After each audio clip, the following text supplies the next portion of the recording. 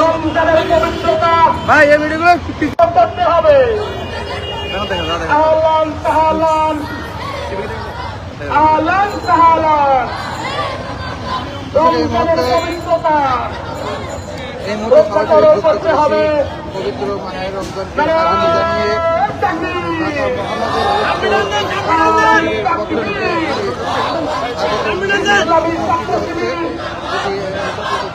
আহ্বান জানিয়ে থেকে শুরু হয়েছে পবিত্র মাহের রমজানকে স্বাগত জানিয়ে ইসলামী ছাত্র শিবির ঢাকা মহানগর উত্তরের পক্ষ থেকে আয়োজন করা হয়েছে।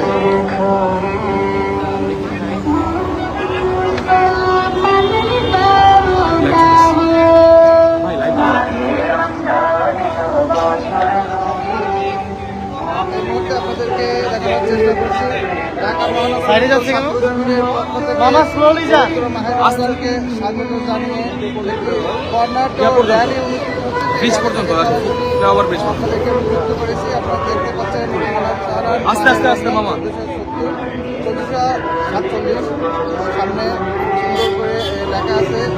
ভাই এদের ভাই ওই ভাইদের একটু সরতে বলেন ভাই, ভাই ওনাদের একটু সরতে বলেন ভাই। থেকে শুরু হয়ে এটি ঢাকা মহানগর উত্তর ছাত্র শিবিরের পক্ষ থেকে আজকে এই স্বাগত মিছিলের আয়োজন করা হয়েছে।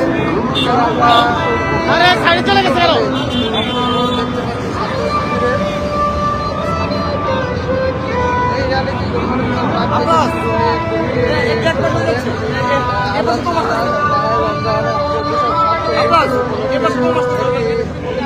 স্বাগত র্যালি আয়োজন করেছে বাংলাদেশ ছাত্র শিবির ঢাকা মহানগর উত্তর শাখা। এখান থেকে সরাসরি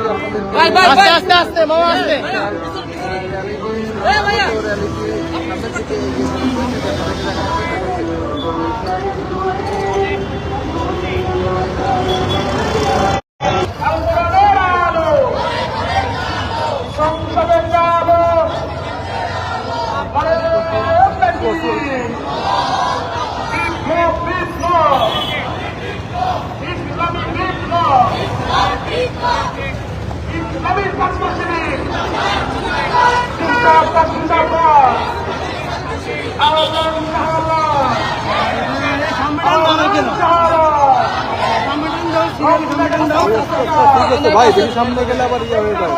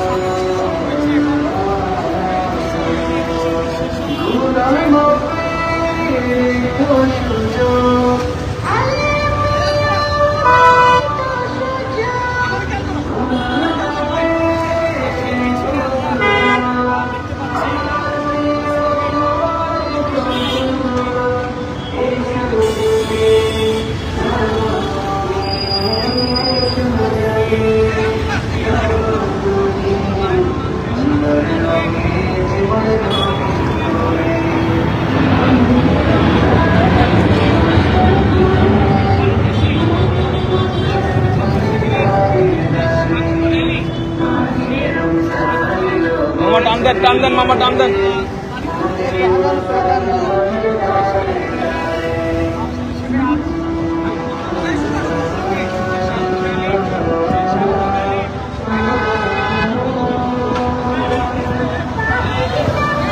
ব্রেক ব্রেক ব্রেক করো, ব্রেক।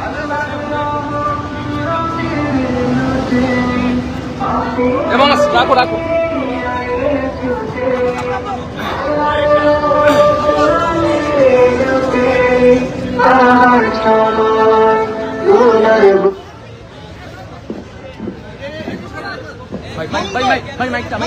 মাইকটা মাইক একটু সাইড।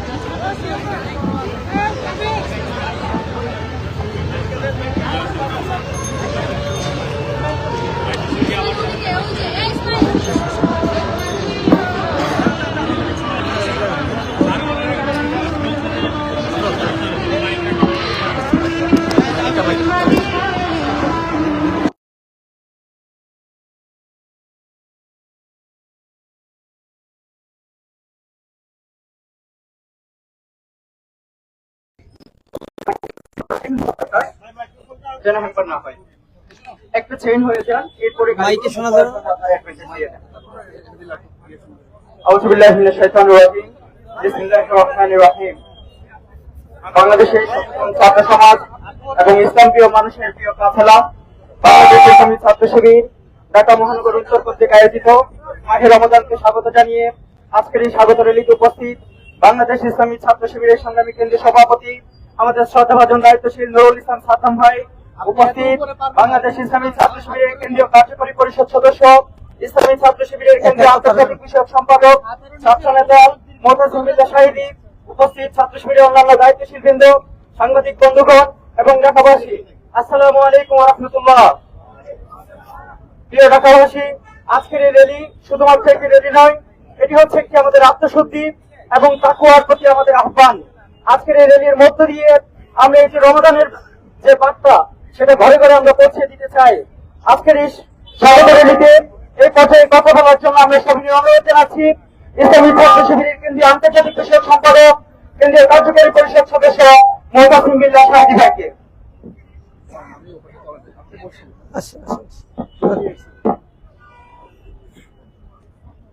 আসসালামু আলাইকুম ওয়া রাহমাতুল্লাহ। বিসমিল্লাহির রহমানির রহিম। আলহামদুলিল্লাহি রাব্বিল আলামিন ওয়াসসালাতু ওয়াসসালামু আলা রাসূলিহিল কারীম ওয়া আলা আলিহি ওয়া আসহাবিহি আজমাইন। উপস্থিত মহান কেন্দ্রীয় সভাপতি, উপস্থিত দায়িত্বশীল বৃন্দ এবং সংগ্রামী ছাত্র জনতা, আল্লাহ রাসূল সাল্লাল্লাহু আলাইহি ওয়াসাল্লাম রমজানের 2 মাস আগে থেকে আল্লাহর কাছে দোয়া করতেন, আল্লাহুম্মা বারিক লানা ফি রজব ওয়া শাবান ওয়া বাল্লিগনা রমাদান। অর্থাৎ আল্লাহ রাসূল স্বয়ং রমজানের 2 মাস আগে থেকেই রমজানের জন্য প্রতীক্ষার প্রহর গুনতেন। সেই রমাদান আমাদের একেবারে সন্নিকটে এসে উপস্থিত। আসুন আমরা সবাই রমাদানকে স্বাগত জানাই এবং আল্লাহ তাআলা যে কারণে রোজা ফরজ করেছেন সেই কারণগুলো আমরা যেন অর্জন করতে পারি সেটার জন্য প্রস্তুতি নিই। সম্মানিত উপস্থিতি, রমজানে আমাদের দেশের মানুষজনের অনেক বেশি কষ্ট হয়ে যায় যখন অসাধু ব্যবসায়ীরা দ্রব্যমূল্যের দাম বাড়িয়ে দেয়। যখন তারা দ্রব্যমূল্য বাড়িয়ে দেয় তখন সাধারণ মানুষজনের জন্য বিশেষ করে তাদের জীবন নির্বাহ করা, জীবিকা নির্বাহ করাটা বেশ দুর্বিষহ হয়ে দাঁড়ায়। বিশেষত চাঁদাবাজির কারণে, মধ্যসূত্রভোগীদের কারণে এবং সিন্ডিকেটের কারণে, মজুতদারের কারণে দ্রব্যমূল্যের দাম অনেক সময় লাগামহীন ভাবে বাড়ে। আমরা গত বছর দেখেছি সরকারের দৃঢ়তার কারণে দ্রব্যমূল্য কিন্তু খুব বেশি বাড়েনি। এবছর দেশে একটি নির্বাচিত সরকার এসেছে, আমরা প্রত্যাশা করব সরকারের ব্যাপারে স্ট্রিক্ট থাকবে যেন দ্রব্যমূল্য এমন না হয় যেটা সাধারণ মানুষের জন্য কষ্টকর হবে। সম্মানিত উপস্থিতি, বিশেষত গ্রামাঞ্চলে দেখা যায় রমজানে প্রচন্ড লোডশেডিং থাকে। সারাদিন নামাজের সময় মুসল্লিরা বিদ্যুৎ ছাড়া নামাজ পড়তে হয়। সেজন্য আমরা কর্তৃপক্ষের দৃষ্টি আকর্ষণ করতে চাই যে আপনারা রমজানে নিরবচ্ছিন্ন বিদ্যুৎ সংযোগ দেবেন।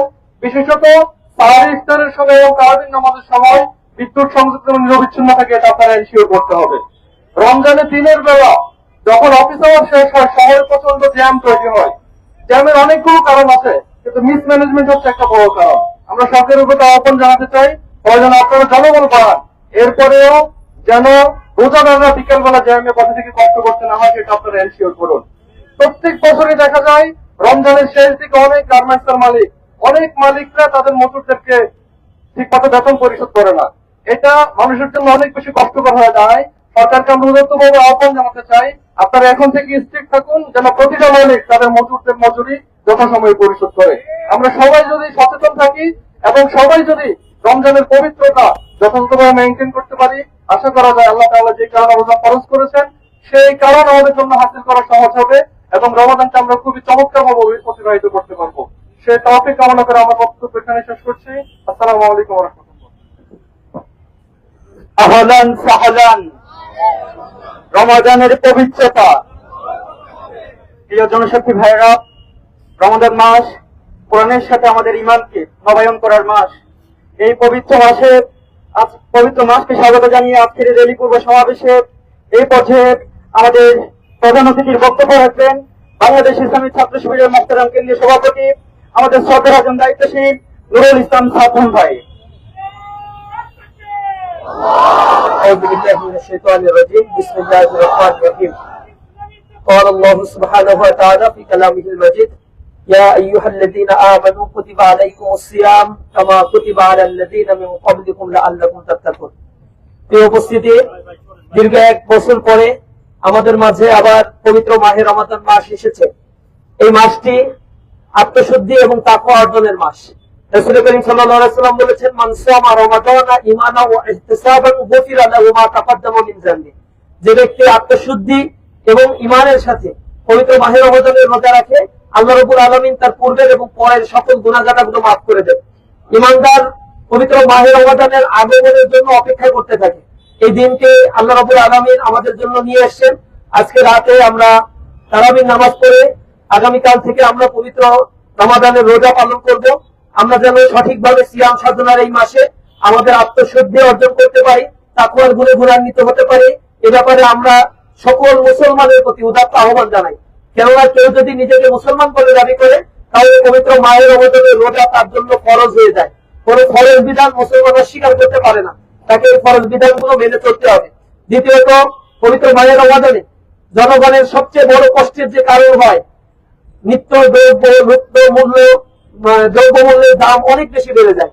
বিশেষ করে খেজুরের দাম, ছোলার দাম, ডালের দাম, তেলের দাম আকাশচুম্বী হয়ে যায়।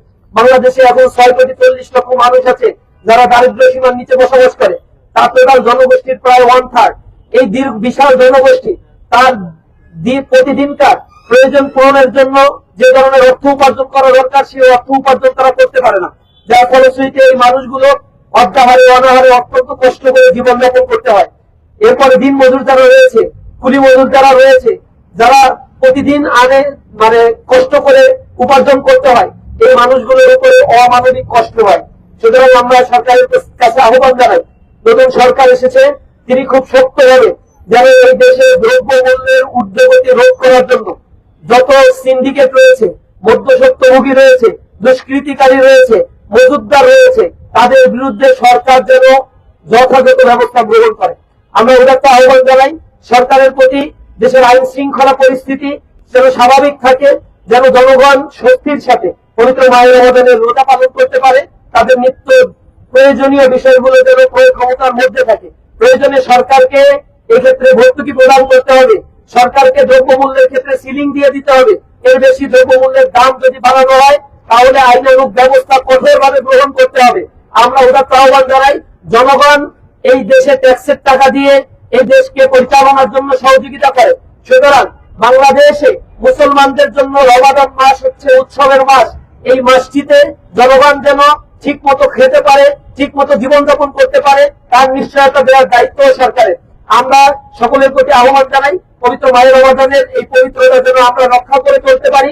ইমানদার হিসেবে নিয়মিত কোরআন অধ্যয়ন করা, নিয়মিত তারাবির সালাত আদায় করা, নফল ইবাদত করার মধ্য দিয়ে যেন আত্মশুদ্ধি আমাদের মধ্যে অর্জিত হয় এবং আমরা যেন তাকওয়ার একটি পরিবেশ সমাজে তৈরি করতে পারি। পাশাপাশি হোটেল মালিক তাদের প্রতি আমরা আহ্বান জানাই, তারা দিনের বেলায় যেন হোটেলগুলো বন্ধ রাখেন, শুধুমাত্র তাদের জন্য যাদের জন্য রোজা ফরজ নেই, অর্থাৎ মুসাফিরদের জন্য অথবা অসুস্থ মানুষদের জন্য। এর বাইরে সকল ক্ষেত্রেই যেন এই স্বাধীনতা গুলো বজায় রাখার জন্য চেষ্টা করা হয়। আমরা যারা মিডিয়া চালায় তাদের প্রতি আহ্বান জানাবো, মুসলমানদের এই দেশে পবিত্র মাহে রমজান মাসে সম্মানে সকল প্রকার অশ্লীলতা বেহায়াপনা থেকে আপনারা নিজেরাও দূরে থাকবেন। এই সমাজকে দূরে, এই অশ্লীলতা থেকে দূরে রাখার জন্য আপনারা সর্বোচ্চ সহযোগিতা করবেন। সকলকে আজকের এই র্যালিতে আসার জন্য আন্তরিকভাবে অভিনন্দন, ধন্যবাদ জানাচ্ছি।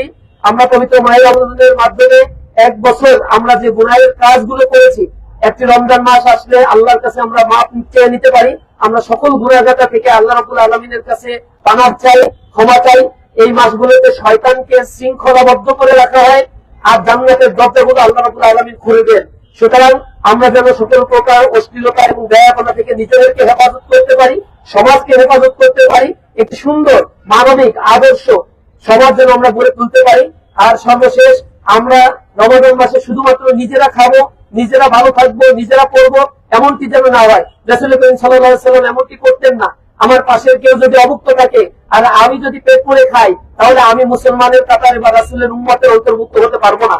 সুতরাং আমাদের অনুরোধ থাকবে আপনাদের প্রতি যে আমরা যেন প্রতিদিন রোজা রাখার সময়, ইফতার করার সময়, সেহরির সময় সাথে একজন মানুষকে নিয়ে অসহায় মানুষের পাশে গিয়ে দাঁড়িয়ে তাদের সাথে রমাদানের এই রোজা ইফতার আমরা ভাগাভাগি করে নিতে পারি। সকলে সেই মানবিক মূল্যবোধ সম্পন্ন একটি বাংলাদেশ গড়ার পারস্পরিক সহযোগিতাপূর্ণ আহ্বান জানিয়ে আমার কথা শেষ করছি। আসসালামু আলাইকুম ওয়া রাহমাতুল্লাহি ওয়া বারাকাতুহু। প্রিয় উপস্থিতিবৃন্দ, মোহতারাম কেন্দ্রীয় সভাপতিকে ধন্যবাদ জানিয়ে এবং আজকের আয়োজনের সাথে সংশ্লিষ্ট প্রত্যেককে ধন্যবাদ জানিয়ে আগামী যে কোনো কর্মসূচিতে আপনাদেরকে পাশে পাওয়ার প্রত্যাশার মধ্য দিয়ে আমরা আমাদের আজকের আয়োজন এখানে সমাপ্তি ঘোষণা করছি। আসসালামু আলাইকুম ওয়া রাহমাতুল্লাহি ওয়া বারাকাতুহু।